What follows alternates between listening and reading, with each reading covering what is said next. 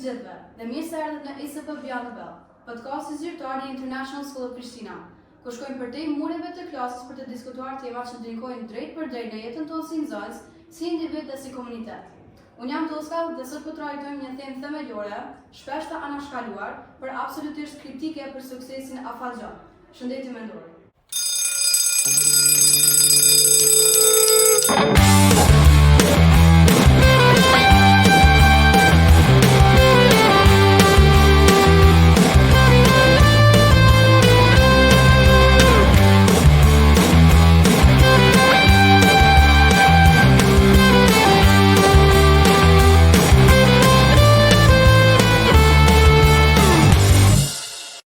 Në ambient akademik me pritshmëri të larta, ambicie të mëdha dhe ritëm të shpejtë, shëndeti mendor nuk është luks, është bazë.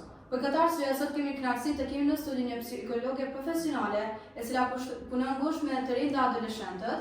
E ftuara sot është Berta Bytyqi, psikologe. Ju falenderoj shumë që jeni sot me neve dhe që pranoni të ndoni ekspertizën tuaj me komunitetin tonë. Faleminderit shumë Toska, është shumë kënaqësi e madhe me qenë sot prezente me juve këtu në një bashkëbisedim direkt me nxënësit e shkollës. Pra, për t'ja nisur ka fillimi, a mundesh me na kallëzu pak a shumë për punën tonë, për rrugtimin tonë, domethënë të profesionit si psikologe? Unë jam Berta Bytyqi, jam psikologe klinike, jam themeluese e një qendre për shërbime psikologjike që quhet Harmony Psychological Clinic, ku punoj me gjitha grup moshat e individëve për vështirësi të ndryshme emocionale. Normalisht me grup moshën tonë, pra adoleshent? Po, patjetër. Domethënë raste të shpeshta dhe të shumta janë grup moshëri që është periudha e adoleshencës. Në bazë të shëndetit mendor, çfarë mendon se është problemi më i madh që rrasin domethënë grup moshëri? Adoleshenca është periudhë e bukur, shumë e bukur, po njëkohësisht është edhe periudhë shumë e vështirë për shkak të ndryshimeve të mëdha që ndodhin, ndryshime hormonale, ndryshime fizike. Mandej është ky presioni shumë i madh social, pritshmëri të mëdha, ajo dëshira për të qenë perfekt, dëshira për të arritur shumë, pritshmëri të larta të prindërve për fëmijët e tyre, mandej shkaktojnë stres dhe ankth të grupit moshërore. Si mendon që domethënë nxënësat mund me përballu, domethënë me ballafaqim me këto probleme, si më thon atë aspektin e balancu, domethënë krejt këto notat, stresi akademik dhe normal probleme në shtëpi? Balancimi i gjitha aspekteve është i mundur dhe mund të arrihet, por kjo arrihet me menaxhimin e kohës. Fillimisht zakonisht ky stresi që ti po e përmend, stresi akademik ose stresi gjatë periudhës së vlerësimit kryesisht, sepse unë momentalisht jam edhe mësimdhënëse e psikologjisë dhe punoj me klasë të 10, domethënë që është grup mosha moshatar të juj, dhe zakonisht është ai stresi i lartë, ose doza më e madhe e stresit është periudha e vlerësimit. Është periudha e vlerësimit, por pse ndodh ajo? Më thanë, ai lloj stresi është i zakonshëm dhe i paevitueshëm, sepse kudo që ka jetë ka dhe stres. Unë jam vetë psikologe, po nuk mund të them që nuk kam stres. Unë dhe me thanë, valla shumë me stres ditor, angazhimi me punë të ndryshme, edhe ju dhe me thanë keni stres gjatë periudhës së vlerësimeve, por ky lloj stresi, po që më shëntoj, është stres pozitiv, sepse juve ju stimulan ose ju shtyn për me mësu ma shumë edhe me dalë më suksesshëm. Më thanë, është stresi, është i paevitueshëm edhe është një reagim normal i trupit në situata kur ndihemi në presion.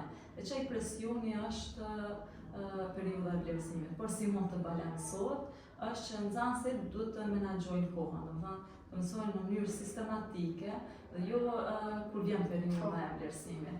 Në momentin që nxënësit mësojnë në mënyrë sistematike në lante të ndryshme, i vjen që në periudhën e vlerësimeve ata i përsërisin, por janë një pjesë shumë e madhe që duhet veçmë Po, normalisht besoj bullizmi ka shumë të bëjë me stres. Ndonë stres mund edhe më shkaktu nga bullizmi sepse normal fëmijët nuk janë të gjithë të tillë në atë aspektin, nuk kujdesen çfarë thonë dhe mund të dikush ndoshta më prek shumë për shkak të bullizmit. Çfarë mendon për këtë temë? Bullizmi një fenomen këndshme në shkolla. Më mirë që këtë temë për përmendur në një lloj bashkëbisedimi direkt, sepse, si me thamë, jemi konsumu me ligjerata teorike ose ligjerata fata, jo tashma jeni të rritur dhe e dini se çka është bullizmi. Na diskutojmë format e bullizmit ose se çfarë pasoja sjell bullizmi dhe çka mund bëni ju, sidomos ju që jeni përgjithësi si kryetar të shkollave, lider në aspektin, dhe ju keni një lloj fuqie dhe përgjegjësie ndoshta me të parandalu këtë dukuri negative në shkollë. Normalisht shkolla jonë punon me nxënësa, na e kena dhe orën e character education.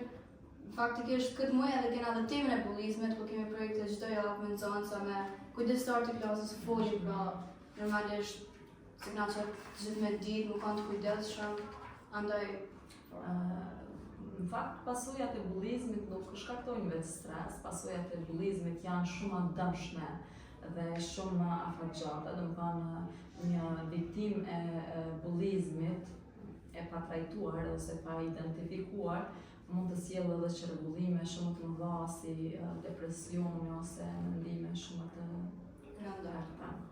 Edhe ankthi po ashtu është diçka që shumica e moshatorëve tonë, do të thonë, përjetojnë. Do të thonë edhe kur e kena qenë këtë podcast normalisht pak stresi, pak ankthi, si do t'ja dalim, a do të duket mirë. Për shembull, ku ndjeni ju me ankth tash me marrë me rolin? Zakonisht duke u bazuar edhe në bazë shoqeve, shokëve. Shumicën e kohës është kur dalin me fol para tjerëve, pra nëpër kur kanë prezantime në klasë apo fjalime apo dramën faktikisht e kemi pasur sot si program, si dramë me temën Iliada, do të thonë jena kanë këtë klasa të përfshirë me normal persona që na ndihmojnë sot. Përndryshe po shumica kanë ankth. Edhe ankthi, ashtu siç folëm për stresin, edhe ankthi është një reagim natyror i trupit, është një alarm. Por zakonisht për shembull në situata kur na kemi një rrezik real, atëherë kemi çato lloj ndjesi, për shembull anksiozë që janë tension muskulor në atë aspektin e rrjedhjes së zemrës të shpejta, frymëri të shpejtuar, ato që ju i ndjeni kur thoni se jemi me ankth. Por në fakt edhe ky lloj ankthi është, si më thon, alarm në situata ku ne ndihemi në rrezik dhe është një lloj mekanizmi mbrojtës i trupit. Mirë, po kur ndjehet pa pasur një shkak rrezik real, individi i përjeton ose nxënësi i përjeton çdo lloj simptoma në mënyrë të vazhdueshme, të tepërta dhe pa e lidh me një rrezik real, atëherë mund të themi se është ankth klinik ose se ka nevojë me u trajtu ose me diskutu me një profesionist të shëndetit mendor. Me që njëra të folë për çfarë mendon që janë disa si shenja qartë, do të thonë që dikush ka nevojë të konsultohet me një psikolog për shkak të ankthit dhe stresit. Mënyra më e mirë me rujt shëndetin mendor është me i njoft shenjat. Dhe mos me e lanë me ardhur deri në pikën ku është e pamenaxhueshme ose në atë aspekt e pamenaxhueshme vetë, sepse ne si individ tham që stresi është pa evitueshëm, ankthi është si mekanizëm mbrojtës i trupit dhe i mendjes, por në situata ku bëhet i tepërt, i pamenaxhueshëm dhe e prish funksionimin tonë ditor, ndikon në përqendrim, në mësime, ndjen frikë të vazhdueshme për një arsye që nuk është shumë serioze në atë aspektin, atëherë mund të themi që është një alarm dhe edhe trupi dhe mendja po kërkon ndihmë. Dhe atë lloj ndihme fillimisht është mendime të tepërta, janë mendime që nuk e kanë një në atë aspekt nuk e kanë një rezultat, sepse ato mendimet e tepërta nuk është se na nxjerrin një rezultat final, po janë vetëm mendime dhe ajo shkakton lodhje emocionale, shkakton ngarkesë emocionale. Dhe mira është me nda me dikon tjetër, me marrë sugjerime, me nda, me diskutu, me familjar, me mësimdhënës që ju i keni, me shoqëri, dhe në momentin kur e sheh se nuk është shumë e rëndë, ose nuk po na ndihmon edhe kjo pjesë, atëherë është gjëja më normale me kërku ndihmën e psikologut. Unë sot në klinikën time, domethënë vazhdimisht punoj me individ, dhe thash edhe më herë që një përqindje shumë e madhe janë adoleshentë dhe të rinj, që i vjen që sot të rinjt janë shumë të vetëdijsuar për rolin dhe rëndësinë e psikologut, janë më të hapur dhe kërkojnë ndihmën aty sidoqë sepse shëndeti mendor është aq i rëndësishëm sa shëndeti fizik. Në momentin kur nuk ndihem mirë fizikisht, ne kërkojmë ndihmë pas një lloj vështirësie. Pse duhet kemi vështirësi për të kërkuar ndihmë të një profesionist që është edhe ky i shëndetit, për të balancuar ose për ta kthyer gjendjen emocionale në formën më të mirë të mundshme. Po ashtu edhe ka persona që nuk dinë si të kërkojnë për ndihmë apo mendojnë që është pak a shumë si marrë me shku te psikologu, sepse mentaliteti i vjetër thotë që vetëm personat që kanë nevojë shohin për ato, ndryshe persona me probleme. Mirë po, si mendon Placa? Sone nuk mendoj që është ashtu, besoj që me shku te psikologu apo në ndonjë terapist është për mirë, do të thonë është me shpreh veten që ai të mendu ose do të thonë probleme tjera gjatë jetës. Një periudhë shumë të gjatë ne jemi ballavaçuar me stigmën edhe paragjykimet lidhur me rolin e psikologut dhe rëndësinë e shëndetit mendor. Mirë po mendoj që ka disa vite, sidomos pas pandemisë, po e quajmë ashtu, jo se njerëzit është rrit, domethënë forma e vështirësive emocionale, por në një farë forme ka qenë pandemia ku është diskutuar shumë për shëndetin mendor dhe mendoj që aty ka filluar ajo thyrja e stigmës. Dhe sot ka shumë individ, fytyra publike, të cilët flasin hapur për vështirësitë që i kanë kaluar dhe mendoj që ma nuk është se kemi shumë problem stigmën edhe paragjykimin, po e kemi në atë aspektin sidomos të adoleshentët që nuk janë të vetëdijshëm ose nuk i njohin simptomat ose shenjat e vështirësive emocionale. Thonë se është kaloj vet, nuk është asgjë ose ndjen të pasigurt dhe nuk e din arsyen pse. Andaj besoj që do të thonë adoleshentët për shkak që shkojnë te psikologu është me shpreh veten më mirë, ose me mësu çish me shpreh veten. Nëse do të drejtohesh drejt për drejt nxënësve që po na dëgjojnë tani, cili do të ishte mesazhi i juaj më i rëndësishëm për ta?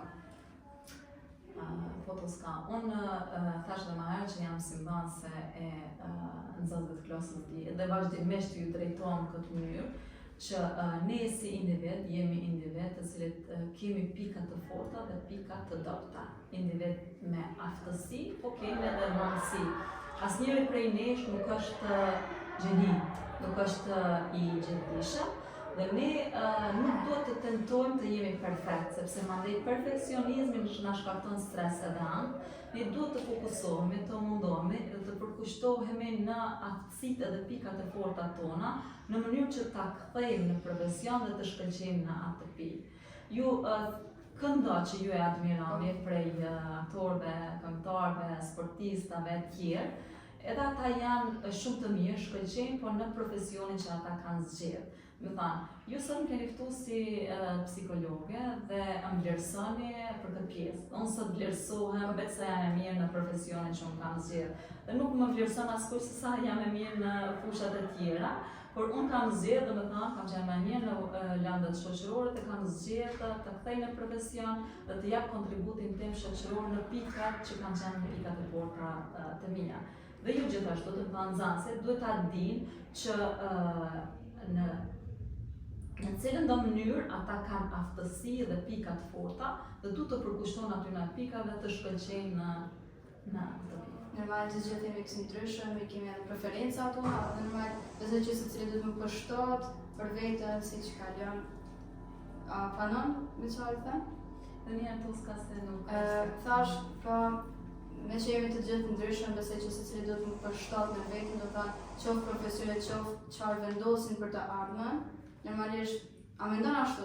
Po patjetër, secili individ është unik dhe është i veçantë, është vetëm një në rrezull toksor dhe duhet ta doj, të dashuroj veten ashtu siç është. Pa dashur të krahasohet, sepse presioni më i madh i adoleshentëve mendoj që është ky presioni social, është mandej ky evolucioni i teknologjisë që ka ndodhur në një kohë shumë të shpejtë dhe në atë aspektin biologjikisht nuk është se kemi qenë të përgatitur për gjithë këtë evolucion të madh, dhe ndoshta sfidat emocionale ose vështirësitë emocionale të adoleshentëve janë rrit edhe për shkak të këtij lloji presioni social. Sot adoleshentët një kohë shumë të gjatë e kalojnë në jetën sociale dhe marrin informacione të ndryshme nga gjithë bota. Këto informacione që janë të shumta për kapacitetin njerëzor, padyshim që bën edhe krahasime që janë me individ që janë reale ashtu paraqiten, por dhe ato informacionet e tepërta domethënë nuk mund t'i procesojnë dhe t'i përpunojnë dhe mandej kjo edhe mund të kthehet në stres edhe Po kjo normalisht të gjitha mund të, si me thonë, mund të ndrejshët me ndimen e arsimtarve, familjes, shoqërisë, dhe normalisht psikologët. Padyshim që thelbi i çdo çështje është që t'i ndajmë, jemi qenie humane, qenie sociale dhe kemi të nevojshme, është motiv social që t'i ndajmë gjërat me të tjerët. Dhe puna më e mirë është kur i ndajmë. Ti mund të kesh një vështirësi emocionale, e rëndësishme është me ndajmë personat që ti konsideron të afërt. Dhe mandej gjëja më normale të kërkosh ndihmë te psikologu, sepse psikologu është këshillëdhënës. Dhe tani do kemi një raund të shpejtë, përgjigje të shkurta. Mëngjes apo mbrëmje? Mëngjes. Pse mendon ashtu? Po mendoj që dita fillon me mëngjesin dhe në menaxhimin e kohës, planifikimin e ditës, angazhimet i bëjmë në mëngjes. Të flasësh apo të shkruash ndjenjat? Mendoj edhe ne si profesionist shëndet mendor, vazhdimisht e themi që duhet të flasësh, të diskutosh ato që thamë edhe pak përpara, po shpesh herë individët edhe e kanë të nevojshme nganjëherë të shkruajnë, kur e kanë të vështirë me i shpreh gjërat me fjalë. Libër apo podcast? Apo gjë. Isa sot që po e zgjedh për podcast. Një zakon i shëndetshëm që rekomandoni çdo ditë. Ushqimi i rregullt, gjumi i rregullt, larg teknologjisë. Një fjalë që përfaqëson shëndetin mendor. Dashuria. Në rregull, pa një përgjigje. Faleminderit shumë, kënaqësi shumë e madhe me qenë sot në emisionin po e quaj, emisionin e juaj. Të uroj shumë sukses e ty Toska. Pra, kjo ishte episodi jonë për sot Mind Matters në ISP Beyond the Bell. I faleminderit shumë zonja Blerta Bytyqi për kohën, qartësinë dhe perspektivën profesionale që ndodh me ne sot. Dhe për ju që po dëgjoni, kujdesi për mendjen është një investim afatgjatë. Performanca, suksesi dhe shqetësia fillojnë nga brenda. Qëndroni me ne për më shumë biseda që ju gjojnë për te i klasës. Deri herën tjetër, unë jam Toska dhe kjo ke Beyond the Bell.